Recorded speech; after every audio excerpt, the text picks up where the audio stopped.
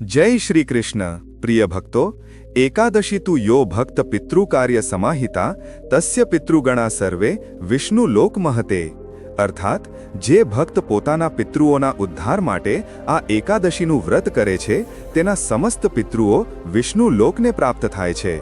इंदिरा एकादशी अने एकादशी श्राद्धनो संयोग 17 सप्टेम्बरे बनवा जई रह्यो छे। आ दिवसे श्री हरिनी पूजामां शालिग्राम रूपमां भगवान विष्णुनी पूजा करवी अने पंचामृत तेमज तुलसी अर्पण करवुं शुभ मानवामां आवे छे। हिंदू पंचांग मुजब 17 सप्टेम्बरनो दिवस खूब ज विशेष मानवामां आवे छे। आ दिवसे इंदिरा एकादशी अने एकादशी श्राद्धनो शुभ संयोग छे।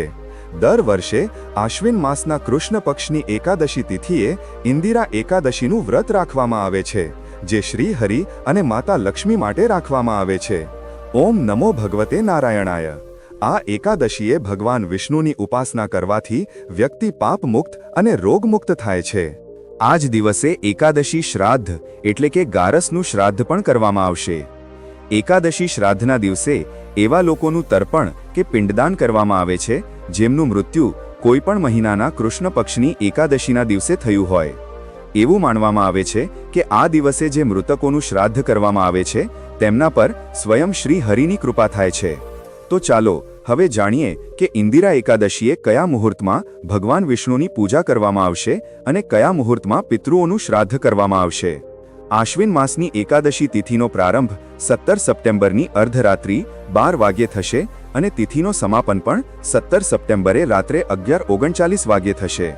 આ સાથે આ દિવસે પરિઘ योग, शिव योग અને શિવવાસનો સંયોગ બની રહ્યો છે, જેના કારણે આ દિવસે ગમે ત્યારે શ્રી હરિની ઉપાસના કરી શકાય છે।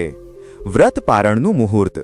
ઇન્દિરા એકાદશીનું પારણ 18 સપ્ટેમ્બરે સવારે 6:07 થી 8:34 સુધી રહેશે।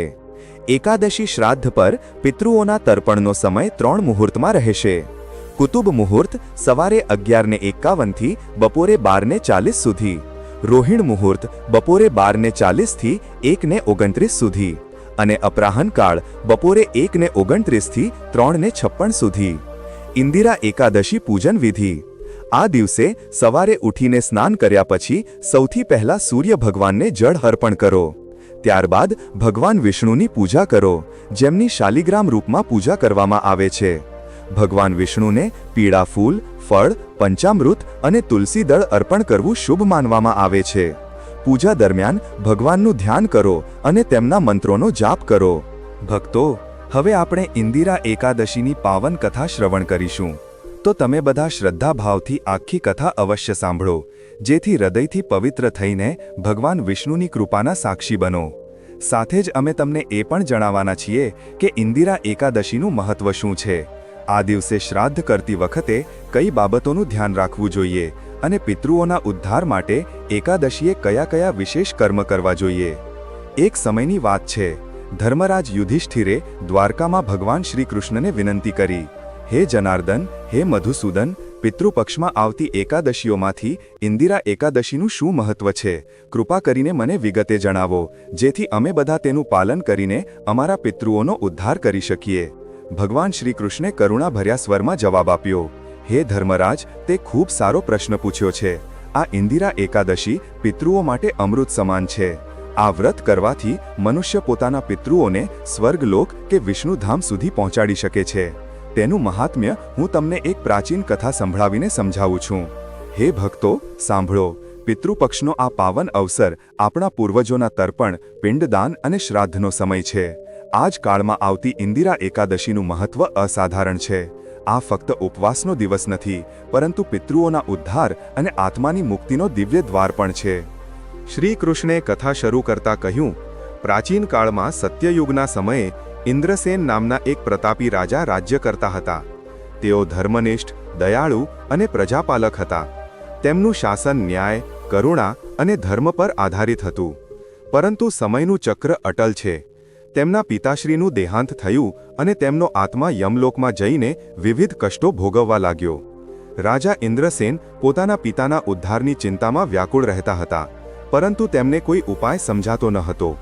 એક દિવસ જ્યારે રાજા પોતાના દરબારમાં પ્રજાની સમસ્યાઓ સાંભળી રહ્યા હતા, ત્યારે આકાશમાં એક અદ્ભુત પ્રકાશ પ્રગટ થયો।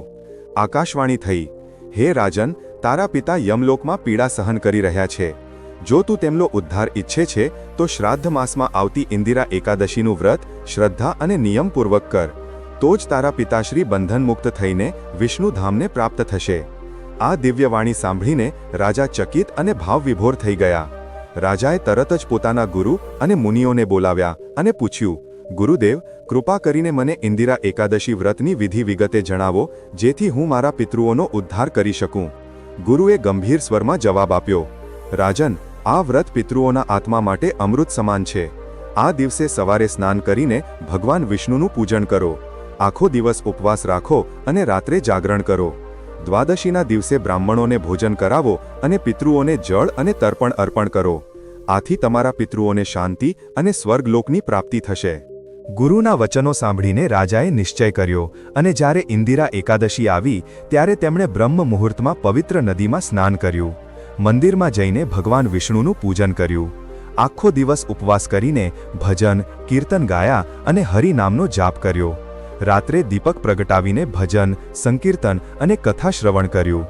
દ્વાદશીના દિવસે રાજાએ બ્રાહ્મણોને આદરપૂર્વક ભોજન કરાવ્યું, દક્ષિણા આપી અને શ્રદ્ધાથી પિતૃઓને તર્પણ અર્પણ કર્યું.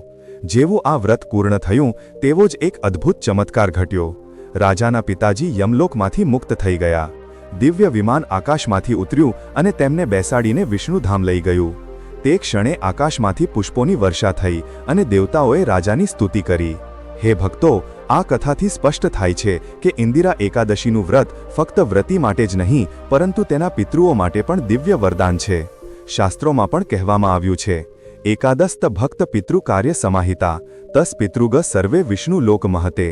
અર્થાત જે ભક્ત પિતૃઓના ઉદ્ધાર માટે આ એકાદશીનું વ્રત કરે છે તેના સમસ્ત પિતૃઓ વિષ્ણુલોકને પ્રાપ્ત થાય છે. તેથી હે સાધકો, જો તમે તમારા પિતૃઓના આત્માને શાંતિ અને દિવ્ય ગતિ આપવા માંગો છો તો આ એકાદશીનું વ્રત અવશ્ય કરો. આ વ્રત ફક્ત પાપોનો નાશ કરનારું નથી પરંતુ પિતૃઓને મોક્ષ અને સાધકને અખંડ પુણ્ય પ્રદાન કરનારું છે. ઓમ નમો નારાયણાય. પ્રિય ભક્તો, તમને વિનમ્ર નિવેદન છે કે તમે બધા શ્રદ્ધા અને ભક્તિભાવથી આ કથાનું અંત સુધી શ્રવણ અવશ્ય કરો, જેથી હૃદયથી પવિત્ર થઈને ભગવાન વિષ્ણુની કૃપાના સાક્ષી બનો. હવે ચાલો એકાદશીની બીજી કથા સાંભળીએ. એક સમયની વાત છે.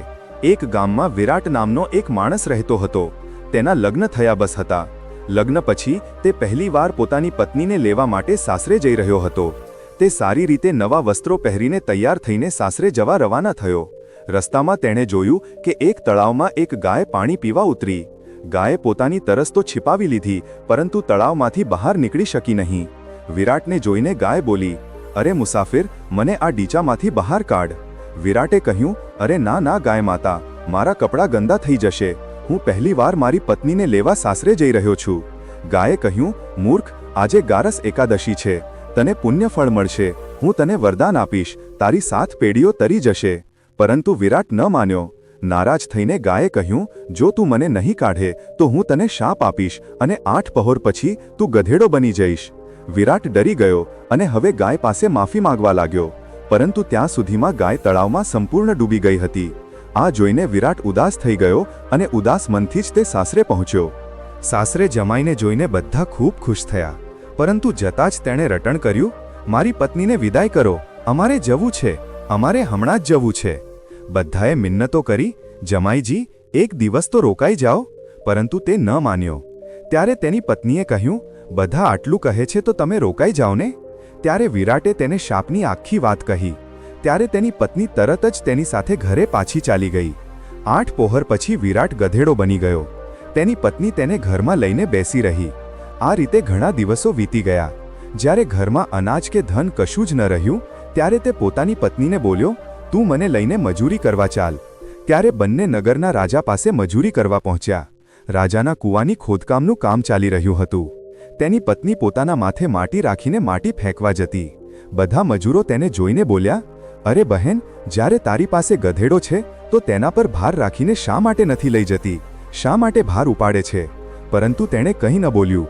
દૂરથી રાજા પણ આ બધું જોતો હતો. એક દિવસ રાજાએ તેણે પૂછ્યું, તારી પાસે ગધેડો છે તો તું શા માટે ભાર ઉપાડે છે? ત્યારે તેણે કહ્યું, મહારાજ, આ ગધેડો નથી, મારા પતિ છે. તેમને ગાયનો શાપ લાગ્યો છે. તેણે રાજાને આખી વાત કહી. રાજાએ પંડિતને બોલાવીને આનો ઉપાય પૂછ્યો. ત્યારે પંડિતે કહ્યું, રાજાજી, આનો એક જ ઉપાય છે. જે વ્યક્તિએ પોતાના જીવનકાળમાં 101 ગાર્સ કરી હોય અને તેનું ફળ આ ગધેડાને આપે તો તે મનુષ્ય બની શકે છે. રાજાએ આખા નગરમાં ઢંઢેરો પીટાવ્યો કે જે કોઈએ 101 ગાર્સ કરી હોય, જો તે પોતાનું ગાર્સનું ફળ આપે તો રાજા તેને પોતાનું અડધું રાજ્ય આપશે. પરંતુ આખા નગરમાં કોઈ એવું ન હતું જેને 101 ગાર્સ કરી હોય. કોઈએ 10, કોઈએ 11 તો કોઈએ 21 ગાર્સ કરી હતી. ત્યારે એક વૃદ્ધા માતા આવી અને બોલી, રાજાજી, મેં 101 ગાર્સ પૂરી કરી છે. રાજાએ કહ્યું, તું તારી ગારસ આ ગધેડાને આપી દે તો હું તને મું માંગ્યું વરદાન આપીશ. વૃદ્ધાએ કહ્યું, મહારાજ, હું ધન લઈને શું કરીશ? હું આજે છું, કાલે નહીં. હું આને 100 ગારસ આપી દઈશ, પરંતુ એક નિર્જળા એકાદશી હું મારી પાસે રાખીશ. આ એક નિર્જળા એકાદશીના ફળથી મને મોક્ષની પ્રાપ્તિ થશે, મને શ્રી હરિ વિષ્ણુની પ્રાપ્તિ થશે. એમ કહીને તે વૃદ્ધાએ પોતાની 100 ગારસનું ફળ તે ગધેડાને આપ્યું અને તે ફરીથી મનુષ્ય બની ગયો. પરંતુ એક ગારસની કમીને કારણે તેનું આખું શરીર મનુષ્યનું થઈ ગયું, પરંતુ તેની ગધેડાની પૂંછડી તેના શરીરમાંથી ન ગઈ. જય હો ગારસ માતાની! હે ભક્તજનો, પિતૃપક્ષમાં પડતી ઇન્દિરા એકાદશીનું વિશેષ મહત્વ છે. આ દિવસે ભગવાન વિષ્ણુ અને માતા લક્ષ્મીની પૂજા અર્ચના કરવાની સાથે સાથે પિતૃઓના નામે શ્રાદ્ધ અને દાન કરવાથી પિતૃઓ તૃપ્ત થાય છે. આમ કરવાથી પરિવારમાં સુખ સમૃદ્ધિ રહે છે અને પિતૃદોષથી મુક્તિ મળે છે. પિતૃપક્ષ ચાલી રહ્યો છે અને આ દિવસોમાં પિતૃઓના નામે શ્રાદ્ધ, દાન અને તર્પણ કરવાનો વિધાન છે. શાસ્ત્રો અને પુરાણો મુજબ પિતૃપક્ષમાં પિતૃઓના નામે શ્રાદ્ધ કર્મ કરવાથી પિતૃઓ પ્રસન્ન થાય છે અને પિતૃદોષથી પણ મુક્તિ મળે છે. ગરુડ પુરાણ મુજબ એકાદશીનું વ્રત રાખનાર વ્યક્તિનું જો મૃત્યુ એકાદશીના દિવસે થાય તો તેનો આત્મા સીધો સ્વર્ગલોકમાં જાય છે અને વ્યક્તિ જન્મ મરણના બંધનથી મુક્ત થઈ જાય છે. શ્રાદ્ધ પક્ષની એકાદશીએ સૌથી પહેલા દેવતાઓને અગ્નિગ્રાસ આપો, પછી ગાય, કૂતરો, ચીંટી અને માછલીને ભોજન કરાવો અને સાથે જ પીપળના ઝાડ નીચે અન્ન અને જળ રાખો. આવા કર્મથી એકાદશીનું બમણું ફળ તમને પ્રાપ્ત થશે અને તમામ પ્રકારના સંકટોથી મુક્તિ મળશે. આશ્વિન કૃષ્ણ એકાદશીનું શ્રાદ્ધ કરનાર વ્યક્તિ નિરંતર ઐશ્વર્યની પ્રાપ્તિ કરે છે. એકાદશી તિથિએ સંન્યાસ લેનાર વ્યક્તિઓનું શ્રાદ્ધ કરવાની પરંપરા છે. આ દિવસે એકાદશી વ્રત રાખવામાં આવે છે. આથી આ વખતે ઇન્દિરા એકાદશીનું વ્રત રાખવામાં આવશે. એકાદશી તિથિના દિવસે શ્રાદ્ધનું દાન કરવામાં આવે તો તે સર્વશ્રેષ્ઠ દાન છે. આ દિવસે વ્રત રાખીને શ્રાદ્ધ કર્મ કરવાથી પિતૃઓના દેવર્યમાં અને ભગવાન વિષ્ણુ પ્રસન્ન થાય છે. આ એકાદશીનું વ્રત રાખવાથી અને શ્રાદ્ધ કરવાથી દેવામાંથી મુક્તિ મળે છે. એકાદશી તિથિનું શ્રાદ્ધ કરનારને સમસ્ત વેદોનું જ્ઞાન પ્રાપ્ત થાય છે. એકાદશીનું શ્રાદ્ધ કરનારના જીવનના સંપૂર્ણ પાપ કર્મોનો નાશ થાય છે. આ દિવસે પૂજા કરીને તમે જાણી અજાણીએ થયેલા પોતાના પાપ કર્મોથી પણ છુટકારો મેળવી શકો છો. ઓમ નમો ભગવતે નારાયણાય. પ્રેમથી બોલો જય શ્રી હરિ વિષ્ણુ. આવા જ અન્ય રોચક અને આધ્યાત્મિક વિડીયો માટે ચેનલને સબસ્ક્રાઇબ કરી લો. મિત્રો, તમને આ કથા કેવી લાગી કૃપા કરીને કોમેન્ટ કરીને અવશ્ય જણાવો. વિડીયો પસંદ આવ્યો હોય તો લાઇક કરો અને તમારા મિત્રો સાથે શેર કરો. કોમેન્ટ બોક્સમાં જય શ્રી કૃષ્ણ લખવાનું ભૂલશો નહીં. ફરી મળીશું એક અન્ય રસપ્રદ વિડીયો સાથે. ધન્યવાદ. જય શ્રી કૃષ્ણ.